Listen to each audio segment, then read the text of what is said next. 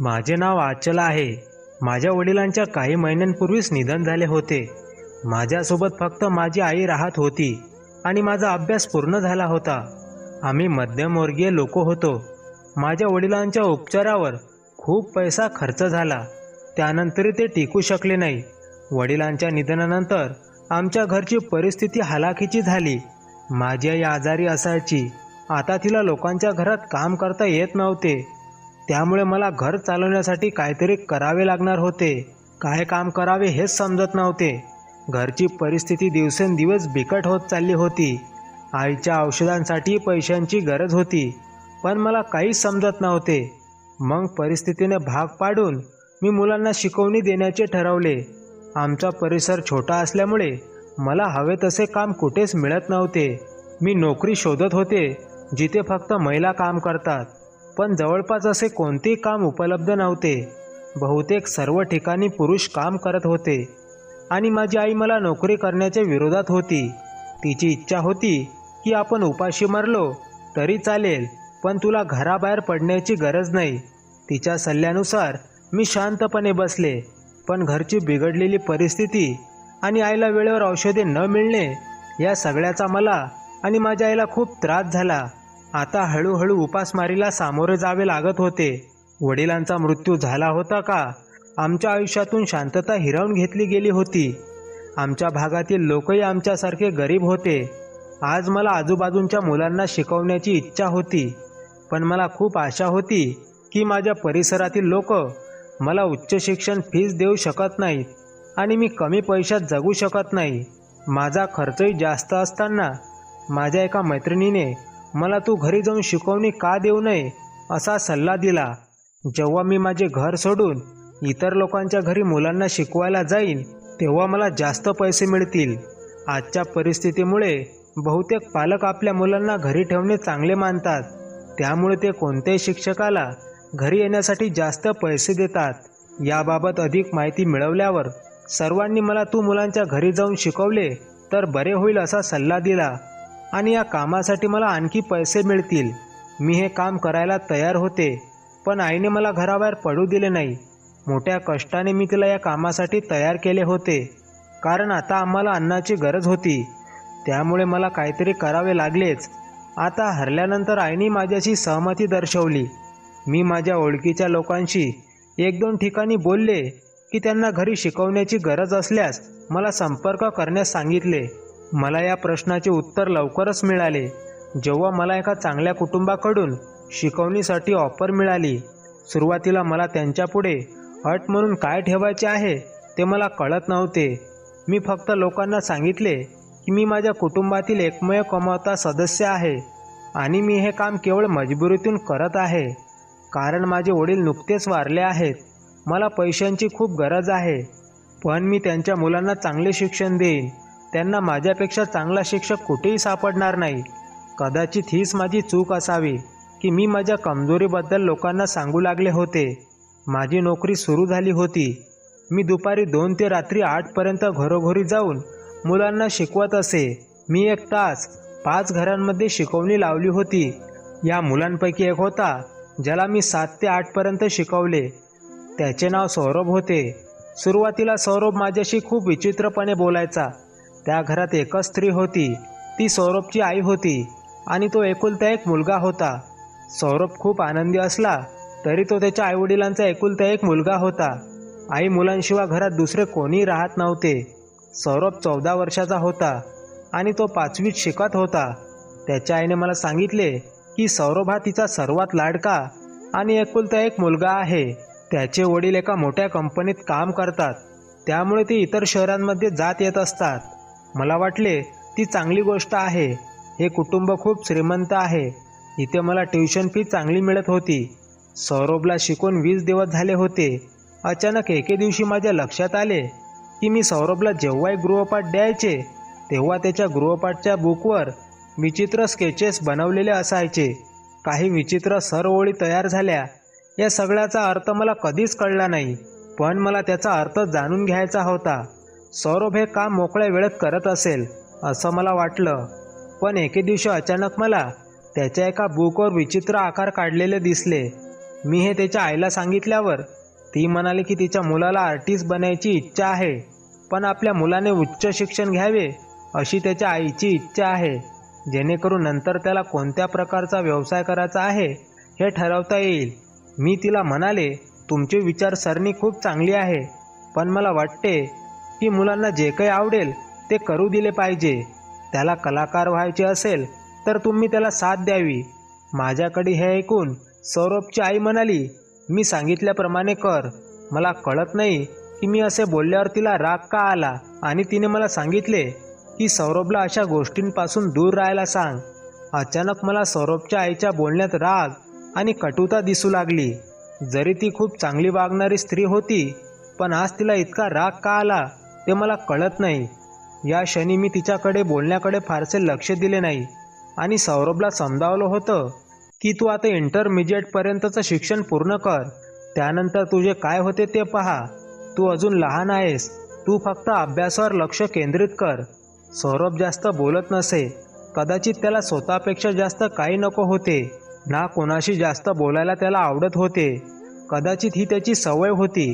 त्या दिवसानंतर मला त्याच्या या पुस्तकांच्या प्रतींवर अशी कोणती ओढ किंवा तसं काही दिसलं नाही. मी माझ्या घरी निघाले तेव्हा सोमवार होता. अचानक मला कोणीतरी मागून हाक मारल्यासारखे वाटले, पण मी मागे वळून बघितले तर मागे कोणीच नव्हते. पण हा आवाज मला लहान मुलाचाच वाटत होता. सौरभने मला बोलवल्यासारखं वाटलं, ज्याला मी रोज शिकवायला यायचे. दुसऱ्या दिवशी जेव्हा मी सौरभच्या घरी त्याला शिकवणी देण्यासाठी आली, तेव्हा सौरभला काल रात्रीपासून खूप ताप आल्याचे पाहून मला आश्चर्य वाटले. त्याच्या आईने मला सांगितले की तिच्या मुलाची तब्येत बरी नाही. त्याला काल रात्रीपासून ताप आहे. आज ट्युशन होणार नाही. मी एकदा सौरभला भेटून त्याची तब्येत विचारेन असे सांगितले. असं म्हणत मी त्याच्या खोलीकडे जाऊ लागले, पण त्याच्या आईने मला खूप विचित्र उत्तर देऊन थांबवले. ती म्हणाली की तो झोपला होता आणि उद्या पण येऊ नकोस, 2 दिवसांनी ये आणि शिकव. मला सौरभच्या आईचे वागणे खूप विचित्र वाटले, तरी मी शांतपणे तिचे घर सोडले होते आणि कालपर्यंत सौरभची तब्येत बरी होती असा विचार करत होते. कदाचित हवामानामुळे त्याची प्रकृती खालावली असावी. तो इतका अशक्त असला तरी तो खूप गोड आहे. घरी आले आणि आईला खोकताना पाहिले तेव्हा मला आठवलं की मी तिच्यासाठी औषधं आणायला विसरले होते. मी माझ्या घराच्या दारातूनच मेडिकल स्टोअरकडे निघाले. औषध घेऊन मी मेडिकलच्या दुकानातून खाली उतरू लागताच अचानक माझा पाय मुरडला आणि मला स्वतःवर नियंत्रण ठेवता आलं नाही आणि मी मेडिकल स्टोअरच्या पायऱ्यांवरून खाली पडले. मी डोकं वर काढलं तेव्हा मला आश्चर्य वाटलं, कारण समोर सौरभची आई उभी होती, जिच्या मुलाला मी शिकवायचे. ही महिला श्रीमंत कुटुंबातील होती. मग ती या मेडिकल स्टोअरमधून औषधं का घेत होती? कारण मी ज्या दुकानात औषधं घ्यायला आले होते ते एक छोटेसे मेडिकल स्टोअर होते. मी सौरभच्या आईला विचारणे रोखू शकले नाही. मी तिला विचारले, तुम्ही इथे आहेस का? सर्व काही ठीक आहे ना? पण कदाचित तिला हा प्रश्न मी विचारून वाईट केलं असेल. ती अचानक आश्चर्याने बोलू लागली, का मी इथे नाही येऊ शकत? माझ्या येण्यावर काही बंधने आहेत का? मी प्रकरण नियंत्रित केले आणि म्हणाले, नाही, मी फक्त एवढेच सांगत होते की आजच्या आधी मी तुम्हाला इथे कधी पाहिले नाही. खरं तर मी माझ्या आईची औषधे घेण्यासाठी येथे येत असते. आज तुम्ही इथे आलात, काय झालं? सौरभची तब्येत ठीक आहे ना? यावर सौरभची आई म्हणाली, तू खूप बोलते, कमी बोल. असं म्हणत ती माझ्या जवळून गेली. मला या महिलेचे वागणे खूप विचित्र वाटले. ही बाई माझ्याशी असे कसे वागू शकते? कारण याआधी ती माझ्यासोबत खूप चांगली राहिली होती. गेल्या 2 दिवसांपासून तिचं माझ्याशी वागणं खूप कटू होत होतं. मी माझ्या घरी आले होते. घरी आल्यावर आईने मला विचारात हरवलेले पाहून विचारले, काय झालं आचल, काही प्रॉब्लेम आहे का? मी म्हणाले, आई काही नाही, मी एका मुलाची शिकवणी देते. मी नुकतीच त्याच्या आईला मेडिकल स्टोअरमध्ये भेटले. तिचं वागणं माझ्याशी खूप कठोर होतं. श्रीमंत लोक असे का असतात माहीत नाही. ते पैसे कमवू लागतात आणि आपल्या घरातील सर्व सुखसोयींमध्ये व्यस्त होतात. आपल्या मुलांना सोडून जीवनात अडकतात. तर माझी आई माझ्याकडे बघून म्हणाली, अरे मुली, ही तर संपत्तीची गोष्ट आहे. मोठी माणसे अशीच असतात. एकदा का त्यांना संपत्तीची लालसा लागली की त्यांना सर्व नाती सोडावी लागतात. पैसे कसे तरी सापडले पाहिजेत अशी अवस्था असते. मी आईला म्हणाले, मला माहीत आहे आई की पैसा खूप शक्तिशाली आहे, परंतु अशी अवस्था का आहे की स्वतःच्या मुलांचे शत्रू बनेल. या लोकांच्या मुलांकडे दुसरे कोणी लक्ष दिले किंवा त्यांचा आधार बनला तर या श्रीमंतांना ती गोष्टही सहन होत नाही. माझी आई हसली आणि म्हणाली, हो माझी मुलगी, हेच मी तुला समजवण्याचाही प्रयत्न करत आहे की या श्रीमंत लोकांना लोकांचा आणि संपत्तीचा वापर स्वतःच्या फायद्यासाठी करायचा असतो. या लोकांचा हेतू इतका असतो की जर आपल्याला संपत्ती मिळाली तर आपण इतर लोकांवरही राज्य करू शकतो. मी म्हणाले, आई, देवाने आपल्याला गरीब केले. देवाच्या कृपेने आपल्याला वडील असताना त्रास झाला नाही, पण वडील गेल्यानंतर आपल्या घरची परिस्थिती बिकट झाली. आपण गरीब झालो असलो तरी देवाने आपल्याला नात्याची कदर करायला शिकवले आहे. आईने हसून माझा हात धरला आणि ती म्हणाली, ठीक आहे, तू आता आराम कर, मी तुझ्यासाठी जेवण आणते, तू थकली असशील. असाच वेळ जात होता. त्या दिवशी बुधवार होता. तो सौरभ ज्याला मी शिकवत होते तो एका पुस्तकाकडे सतत लक्ष देऊन पाहत होता. मी त्याच्याकडे रागाने पाहिलं आणि म्हणाले, काय करतोयस? तुझं लक्ष अभ्यासाकडे नाही? इतके वेळेपासून मी तुला एकच प्रश्न विचारत आहे आणि तू माझ्या प्रश्नाचे उत्तर देत नाहीस. सौरभ म्हणाला, मॅडम, जर मी तुम्हाला काही उत्तर दिले तर तुम्हाला आनंद होईल, पण हे माझ्यासाठी योग्य नाही आणि याचा माझ्या आरोग्यावर वाईट परिणाम होईल. मी सौरभला म्हणाले, सौरभ, तुझ्या बोलण्याचा अर्थ काय आहे आणि तू इतका खोल का बोलतोस? आणि तू लहान आहेस आणि तू फक्त अभ्यास आणि तुझ्या खेळावर लक्ष केंद्रित कर, अशा मोठ्या गोष्टींवर नाही. तू काय बोलत आहे हे मला समजत नाही. कृपया तुला काय म्हणायचे आहे ते सोप्या शब्दात सांग. तेव्हा सौरभ मला म्हणाला की मी तुम्हाला काही सांगू इच्छित नाही, आज पुरेसा आहे. मी थकलोय मॅडम, बाकी उद्या वाचेन. मी म्हणाले, सौरभ, पण तुझा गृहपाठ अजून पूर्ण झाला नाही. त्यावर सौरभ म्हणाला, मी तुम्हाला म्हटलं ना, आज एवढं पुरेसं आहे. तुम्ही माझ्याशी एवढा वाद का करता? मी म्हणाले, काहीही असो, मी तुझी गुरु आहे आणि शिक्षिका आईसारखी असते. तू माझ्याशी असं बोलू शकत नाहीस. मला बरं वाटत नाही. त्यावर सौरभ माझ्याकडे रागाने पाहत म्हणाला, जर तुम्ही स्वतःला माझ्या आईच्या जागी म्हणत असेल तर खबरदार. तुम्ही खूप छान आहात आणि मी तुमचा आदर करतो. याचा अर्थ असा नाही की तुम्ही माझी आई होण्याचा प्रयत्न कराल, कारण तुम्ही माझ्या आईची जागा कधीच घेऊ शकत नाहीस. मी लक्षपूर्वक सौरभकडे पाहिले, ज्याचे डोळे आणि जीभ एकसारखी भाषा बोलत नव्हती. मी गप्प झाले आणि तिथून माझी बॅग घेऊन निघू लागले. मग अचानक मी आणि सौरभची आई समोरासमोर आली. मी तिला पाहून अभिवादन केले. तेव्हा तिने माझ्या नमस्काराला उत्तर दिले आणि म्हणाली, ही आहे तुझी एका महिन्याची ॲडव्हान्स फी आणि उद्या इथे येऊ नको, कारण आम्हाला कुठेतरी जायचं आहे. परवा ये.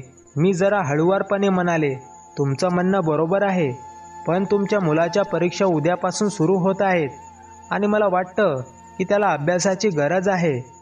सौरभला असेच सुट्ट्या मिळत राहिल्या आणि गॅप मिळत राहिल्या तर तो अभ्यास केलेलं सगळं विसरून जाईल आणि त्याचे मार्क्सही चांगले येणार नाही. मी जे बोलले ते ऐकून सौरभच्या आईला अचानक राग आला. ती म्हणू लागली, अरे मुलगी, काय झालंय तुला? माझा मुलगा तुझ्याकडून डॉक्टरी नाही शिकत आहे आणि एक दिवस सुट्टी घेतल्याने त्याचे काय नुकसान होईल? तो अजून लहान आहे आणि तो एका छोट्या वर्गात आहे, त्यामुळे मुलांना फारसा फरक पडत नाही आणि तुला त्याची आई होण्याची गरज नाही. तुला खूप खोलवर विचार करण्याची गरज नाही. सौरभच्या आईचे बोलणे ऐकून मला लाज वाटली. ही बाई खूप कडवटपणे बोलते. मला तिथे सोडून सौरभची आई आत गेली होती. या सर्व मार्गात मी भविष्यात श्रीमंत लोकांच्या कोणत्याही विषयावर बोलणार नाही असे मनाशी ठरवले. सौरभ अयशस्वी झाला तर ते हो, पण सौरभ खूप हुशार आहे आणि त्याच्याकडे थोडे लक्ष दिल्यास त्याला यश मिळू शकले असते. याचा मला पश्चाताप होईल, पण त्याच्या आईला हे नको आहे, त्यामुळे माझ्या खूप प्रयत्न करूनही काही होऊ शकणार नाही. मी पुढे जाऊ लागले. अचानक मला पुन्हा कोणीतरी हाक मारल्यासारखे जाणवले. मी रिक्षात बसणार होते. अचानक मला पुन्हा कोणीतरी हाक मारण्याचा भास झाला. या हाकेने मला गुदमारल्यासारखे वाटले. मी रिक्षा थांबवली आणि मागे इकडे तिकडे, डावीकडे उजवीकडे पाहिले, पण मला त्या आवाजाशी साम्य असलेला एकही माणूस दिसला नाही.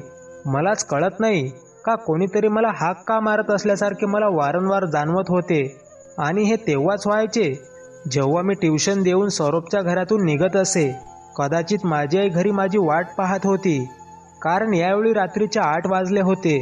त्यामुळेच मला असे वाटले होते, पण माझ्या मनाला याची काळजीही नव्हती. हा सगळा माझा भ्रम आहे. आयुष्य असेच चालले होते. तेव्हा अचानक माझ्या आयुष्यात मोठे वादळ आले. माझ्या आयुष्यात अशी वेळ कधी येईल याचा मी विचारही केला नव्हता. दुसऱ्या दिवशी मी सौरभच्या घरी त्याला शिकवायला गेले. तेव्हा तिथे एक माणूस बसलेला पाहून मला आश्चर्य वाटले. तो माणूस माझ्याकडे अगदी विचित्र नजरेने बघत होता. मी माझा स्कार्फ समायोजित केला, कारण मला तो खूप त्रासदायक वाटत होता. या माणसाच्या नजरेतून तो योग्य माणूस नाही असे वाटत होते. मी आजच्या आधी या घरात हा माणूस पाहिला नव्हता. हे कोण होते माहीत नाही. मला विचार करत पाहून सौरभ मला म्हणाला, मॅडम ते माझे वडील आहेत. बहुतेक कामासाठी इतर शहरांमध्ये जात असतात. हे ऐकून मला थोडा दिलासा मिळाला. नाहीतर यावेळी घरात उपस्थित असलेली ही व्यक्ती कोण आहे अशी भीती मला वाटत होती. आणि किती बेफिकरपणे तो इथे बसला होता. माझ्या जागी दुसरे कोणी असते तर त्यालाही माझ्यासारखा संशय येऊ लागला असता. तेव्हा ते लोक तिथेच बसले होते. मी सौरभला बॅग आणायला सांगून दुसऱ्या खोलीत गेली. या घरात सौरभला शिकवायला सुरुवात करून 3 महिने झाले होते. त्यामुळेच ते दिवाणखान्यात बसले तर मी दुसऱ्या खोलीत जाऊन शिकवू शकते हे मला चांगलंच माहीत होतं. मी सौरभला ट्युशन देत होते. तेवढ्यात अचानक तो माणूस आला आणि खोलीत बसला. मला त्याचे बसणे खूप विचित्र वाटले. त्याने मला नमस्कार केला, ज्याला मी नम्रपणे उत्तर दिले. तो माणूस म्हणाला, माझा मुलगा तुला त्रास तर देत नाही. त्याचा प्रगती अहवाल मी पाहिला आहे. त्याचे मार्क्स खूप चांगले आले आहेत. तू खरोखर माझ्या मुलाला खूप छान शिकवते. तुमची फी भरून आमचे पैसे यशस्वी होत आहेत. त्या माणसाच्या विधानाला उत्तर देताना मी म्हणाले, होय, तुमचे म्हणणे बरोबर आहे. त्याचेच मी पैसे घेते. त्याने माझ्याकडे खूप खोल डोळ्यांनी पाहिले, जे मी ओळखले. काही वेळातच सौरभची आई खोलीत आली. तिने तिच्या पतीशी बोलले आणि नंतर तिने त्याला खोलीतून बाहेर काढले. मला या लोकांच्या कृती समजल्या नाहीत. हे लोक स्वतःला काय समजतात माहीत नाही. आणि मी आणि सौरभ बसून अभ्यास करत होतो. तो माणूस पुन्हा त्या खोलीत आला आणि म्हणाला, मॅडम तुम्हाला काही हवे असेल तर तुम्ही मला मोकळेपणाने सांगू शकता. मी हसून म्हणाले, नाही, मला कशाची गरज नाही. पण तुम्ही ही खोली सोडली तर मला सौरभला शिकवणं सोपं जाईल. माझे बोलणे ऐकून त्या माणसाच्या चेहऱ्याचा रंग अचानक बदलला. कदाचित त्याला मी जे बोलले त्याचे वाईट वाटले असेल. पण मी काय करू? शिकवण्यात माझे लक्ष विचलित होत होते. पण तरी मी जे बोलले त्यावर त्याने शांतपणे स्वतःवर ताबा ठेवला, कारण मी असहाय्य होते. माझ्या सन्मानाचे रक्षण कसे करायचे हे मला चांगलेच माहीत होते. सौरभचे वडील जिथून गेले होते त्याच दाराकडे मी बघत होते. तेवढ्यात अचानक मला तीच हाक ऐकू आली, जी मी आधी 2-3 वेळा ऐकली होती. मी मागे वळून बघितल्यावर मी किंचाळू लागले. ज्या मुलाला मी शिकवत होते तो मुलगा मला अशा पद्धतीने हाक मारत होता तर मला सौरभची भीती वाटू लागली होती. मी सौरभला म्हणाले, तुला काय झालंय? मी तुझ्यासमोर बसले, मला का बोलवतोय? तर सौरभ म्हणू लागला, तुम्ही मला मदत कराल म्हणून मी तुम्हाला हाक देतोय. सौरभ पुढे काही बोलणारच होता. तेवढ्यात अचानक त्याची आई खोलीत आली आणि सौरभ बोलता बोलता गप्प झाला. त्याची आई आल्यापासून हे माझ्या चांगलेच लक्षात आले होते की तो गप्प झाला आहे. माझी इच्छा असूनही तो मला काय सांगू पाहतोय हे मी त्याला विचारू शकत नव्हते. सौरभच्या आईने माझ्याकडे पाहिलं आणि म्हणाली, प्लीज टीचर, वाईट वाटू नकोस. मला आणि माझ्या नवऱ्याला आमच्या मुलासोबत वेळ घालवायचा आहे. माझे पती खूप दिवसांनी घरी परतले आहेत, म्हणूनच तू उद्या येऊ शकते. आज पुरेसा आहे. मी पण मानसिकदृष्ट्या अस्वस्थ होते, म्हणूनच मला सौरभचं घर लवकरात लवकर सोडायचे होते. पण घरातून निघाल्याबरोबर मला पुन्हा तीच हाक जाणवली. यावेळी मी मागे वळून पाहिलं तर दाढीत नक्कीच काहीतरी काळे आहे याची खात्री पटली, कारण सौरभ, ज्याला मी ट्युशन द्यायचे, तो त्याच्या घराच्या गच्चीवर उभा माझ्याकडे बघत होता. मला समजले की प्रत्येक वेळी मला आवाज देणारे दुसरे कोणी नसून फक्त सौरभ होता. मी एक गोष्ट ठरवली होती की उद्या मी या हाकेचा हेतू कळून राहील. पण ही गोष्ट मला सौरभच्या आईपासून लपवावी लागेल, कारण सौरभच्या आईसमोर खूप गप्प बसायचा. कदाचित वडिलांच्या अंतरामुळे तो असा झाला असेल. असं असू शकतं, कारण आज मी त्याला त्याच्या वडिलांसोबत हसताना पाहिलं. तर तो मुलगा अधिक गंभीर आहे. कदाचित त्याची आई त्याच्या वडिलांच्या पाठीमागे त्याच्याशी खूप कठोरपणे वागते. मग माझ्या मनात हा विचार येऊ लागला की ती बाई सौरभची खरी आई नसून त्याची सावत्र आई असू शकते. मला या लोकांबद्दल फारशी माहिती नव्हती.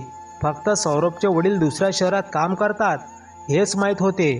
बहुतेक वेळा तो आपल्या मुलांपासून दूर राहत असे आणि त्याची आई स्वतः कंपनीत काम करत असे. आणि या 3 महिन्यात मी त्यांच्या घरी कोणीही नातेवाईक किंवा शेजारी येताना पाहिले नाही. मीच त्यांच्या घरी त्यांच्या मुलाला शिकवायला जायचे. माझ्याशिवाय मला या घरात कोणीही दिसले नाही. कधीकधी मला जाणवते की कदाचित हे सगळे श्रीमंत लोक सारखेच आहेत. स्वतःमध्ये व्यस्त राहतात.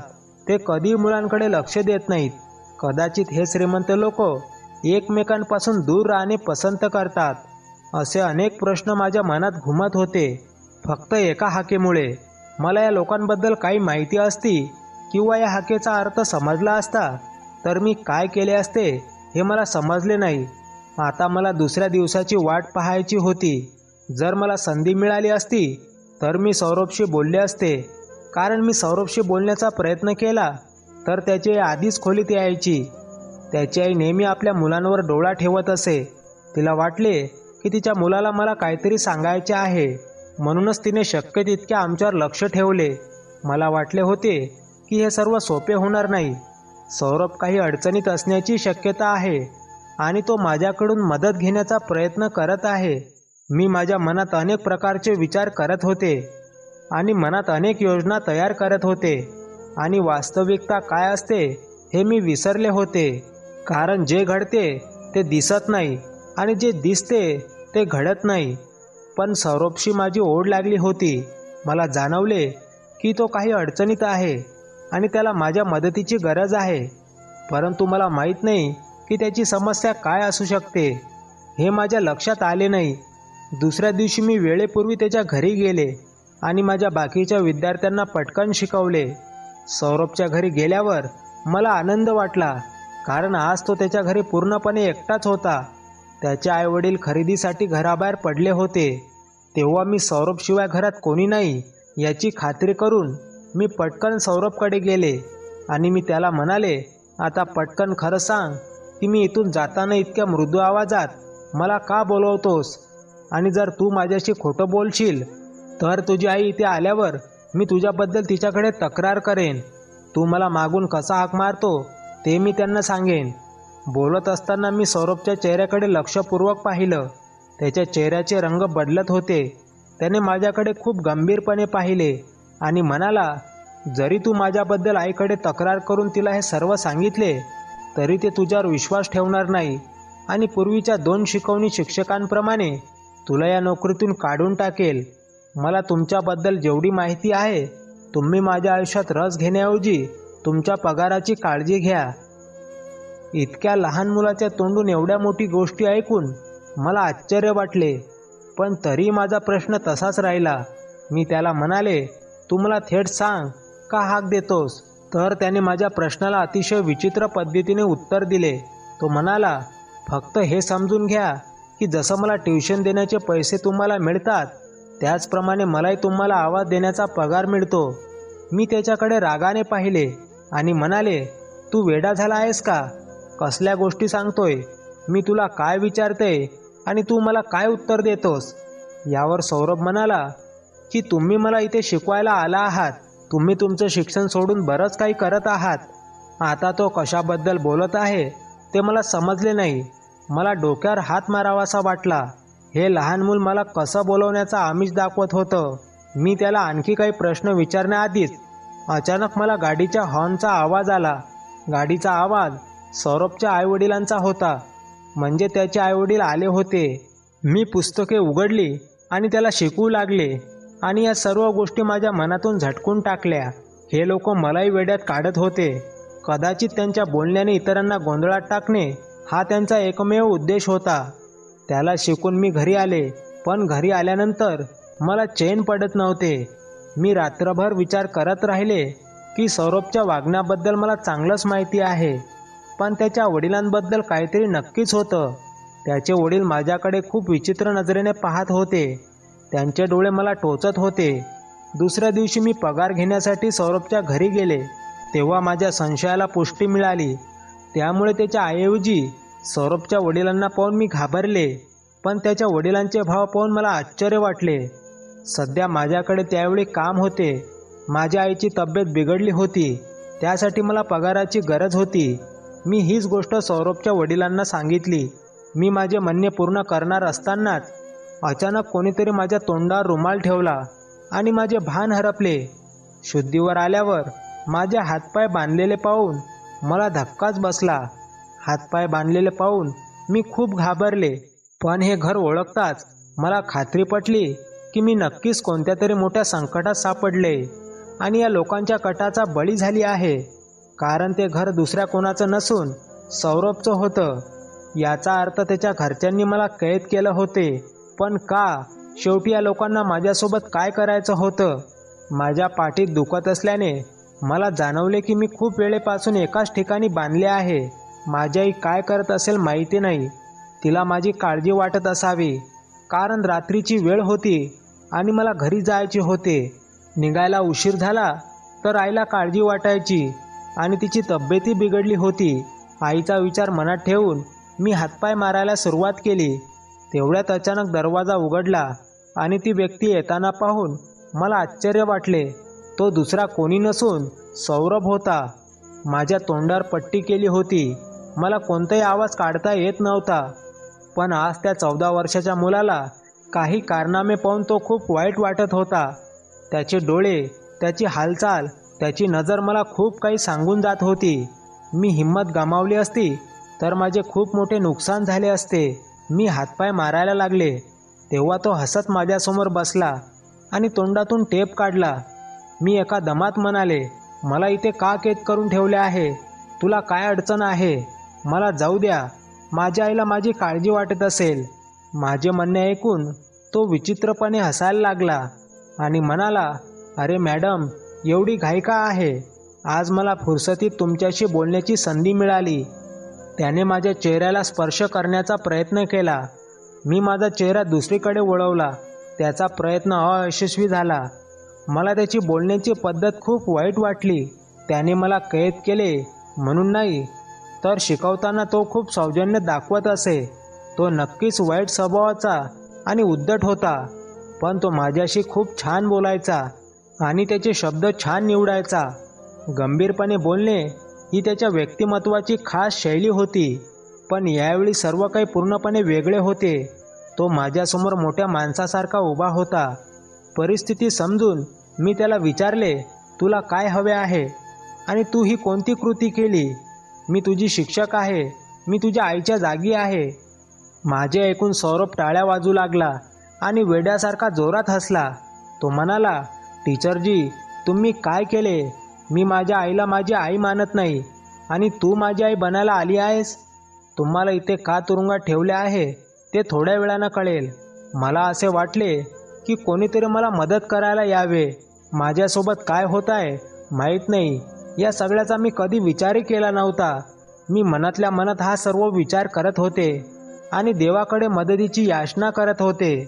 बऱ्याच वेळाने दार उघडले आणि ती व्यक्ती आत येताना पाहून मला वाटले की आता परिस्थिती हाताबाहेर गेली आहे. या मुलाचे वडीलही माझ्याकडे त्याच नजरेने बघत होते. प्रथम मी या परिस्थितीसाठी तयार नव्हते आणि दुसरे म्हणजे ते माझे काय करणार आहेत हे मला चांगले ठाऊक होते. मला माहीत नाही कशामुळे मला धैर्य मिळाले आणि जी मला आशा टिकवायला भाग पाडत होती. मी सौरभच्या वडिलांसोबत हात जोडू लागले आणि त्यांना प्लीज मला इथून जाऊ द्या असे सांगितले. मला इथे तुरुंगात का ठेवले आहेस? तर तोही तेच म्हणाला, तुला लवकरच कळेल. असे बोलून पिता पुत्र दोघेही खोलीपासून दूर गेले. तो निघून गेल्यावर अचानक 2 मोठे उंदीर खोलीत आले. ते पाहून मी किंचाळू लागले. ते उंदीर माझ्याकडे लक्ष देत होते आणि बहुधा बराच वेळेचे भुकलेले होते, त्यामुळे ते मला चावू लागले. मी जोरात ओरडत होते. माझ्या ओरडण्याचा आवाज त्या लोकांपर्यंत पोहोचत होता. पण बाप मुलगा दोघेही दगडासारखे बसले होते. बाहेरून जोरजोरात टीव्हीचा आवाज येत होता. ही गोष्ट मला खूप अस्वस्थ करत होती. या लोकांना काय करायचंय? मी फिरत असताना चालत्या खुर्चीवरून पडले तेव्हा उंदीर लगेच पळून गेले. या उंदीरामुळे माझ्या पायात जखमा झाल्या होत्या. ही वेदना मला सहन होत नव्हती. मला अजून काही त्रास झाला नव्हता. तेव्हा पुन्हा दरवाजा उघडला आणि दोघे पिता पुत्र आत शिरले. त्यांच्या हातात 2 मोठ्या बाटल्या होत्या ज्यात बरेच काळे उंदीर होते. ते पाहून मी सर्व शक्तीनिशी किंचाळू लागले. मला वाटलं आता मी मरेन. माझे शरीर घामाने पूर्णपणे भिजले होते. या लोकांनी बाटले उघडताच मी अचानक बेशुद्ध पडले. पुढच्या वेळी जेव्हा मी माझे डोळे उघडले तेव्हा मी स्वतःला घरी दिसले. बराच वेळ मला काय झाले ते समजले नाही. अचानक डोक्यात दुखू लागल्याने डोक्यावर पट्टी बांधल्याचे लक्षात आले. मी माझे डोळे उघडले आणि पाहिले की माझ्यासमोर माझी आई बसली होती आणि तिच्या बरोबरीची एक स्त्री होती जी सौरभची आई होती. त्या क्रूर व्यक्तीची पत्नी आणि त्या क्रूर मुलाची आई. तिला पाहताच मी जोरजोरात किंचाळू लागले. माझी अवस्था बघून आई आणि ती बाई दोघंही अस्वस्थ झाले. सौरभच्या आईने माझा हात धरून मला नियंत्रित करण्याचा प्रयत्न केला तर मी तिचा हात झटकला आणि आईला मिठी मारून बसली. मला या बाईची भीती वाटत होती. ही बाई माझ्यावर उंदीर फेकल्यासारखे वाटत होते. ही महिला माझ्यासमोर हात जोडून म्हणाली, मला खूप लाज वाटते. माझे पती मानसिक रुग्ण आहेत, पण मला कळत नाही की त्यांना हा त्रास का होतो, की त्यांना लोकांना त्रास देण्यात खूप आनंद होतो. माझे पती दुसऱ्या देशात उपचार घेत आहेत. मला वाटते की तो बरा झाला आहे, परंतु माझा मुलगा देखील याच आजाराने ग्रस्त आहे. माझ्या मुलाने तुझ्याशी जे काही केले, मी तुला इथे आणले. मला माफ कर.